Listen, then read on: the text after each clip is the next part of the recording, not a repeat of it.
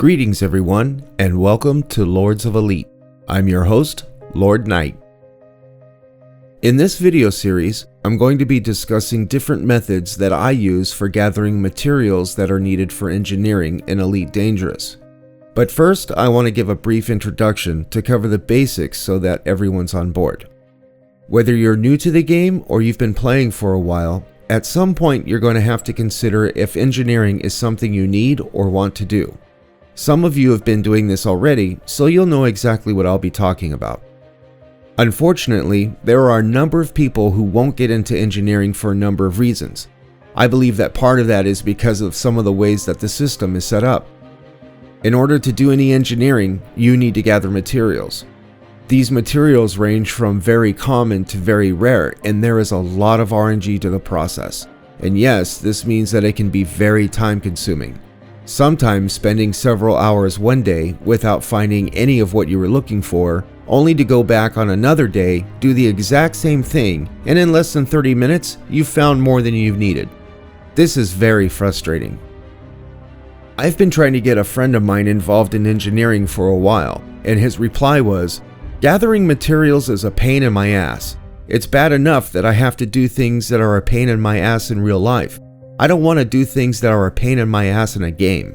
Man, that is a valid point. But with the recent release of 3.0 or Beyond Chapter 1, they've made significant improvements to the engineering process. But unfortunately, the material gathering process is still pretty much the way that it was, with the exception of the material traders, which in my opinion isn't quite as effective as we had hoped. For example, trading grade 5 materials for grade 1 materials can often be a 3-to-1 or 6-to-1 ratio, which is great, but the downside is trying to trade grade 1 materials for grade 5. In some cases, you need upwards of 7,000 grade 1 materials to get one grade 5. That seems incredibly unbalanced and somewhat insane.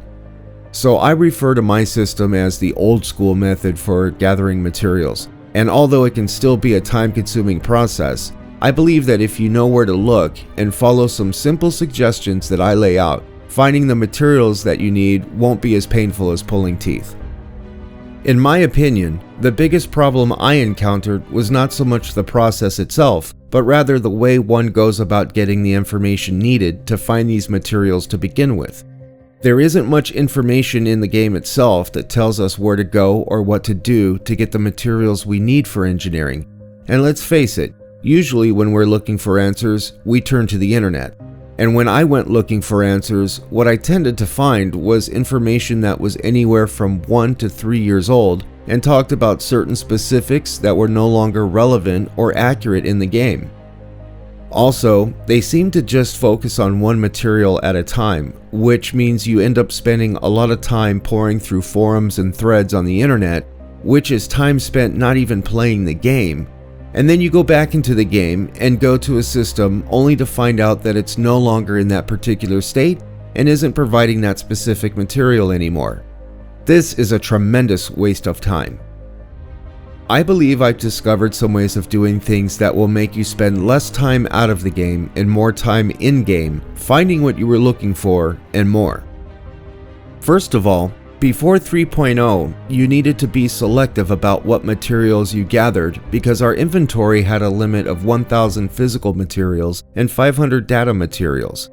This was a problem for some, like myself, because if I was gathering enough materials to engineer multiple ships, for instance, I had to clear some items out of my inventory to make room for the ones I needed for enough rolls of that type of engineering. But now, with the newly revised inventory system, this is no longer an issue. Each material has an inventory capacity from 100 to 300, which is plenty to store enough materials for engineering multiple ships without having to sacrifice other materials for the sake of space. And that's a nice improvement. Also, before 3.0, you had to roll several times to get results that may or may not have had positive outcomes, meaning some rolls would actually get you less than desirable results, leaving us to do what some called God rolls, which is when you have enough materials to engineer a module so many times that you actually got the most positive results for that module that you could. But results would vary greatly because of this. But now in the new system, they have taken out the variables, which means that you just keep clicking the upgrade button until you max out that grade level, from grade 1 to grade 5. And when you get to the max of that grade, there's no more that can be done, with the exception of experimental effects. Anyways, the end result is that you can max out a module and get more positive results than negative. For this reason, I've decided not to make any videos on the engineering process itself. It's pretty straightforward, and I'm sure you can find other videos on the subject, so I'm not going to cover it. In part 2 of this series, I will show you the third-party app and websites that I use, as well as graphs and videos I made to make the process easier and somewhat faster so we can get to the engineering quicker. While you're here, hit that subscribe button so you can be notified when the next videos become available. I'm Commander Lord Knight. Thanks for watching, and remember, fly dangerous.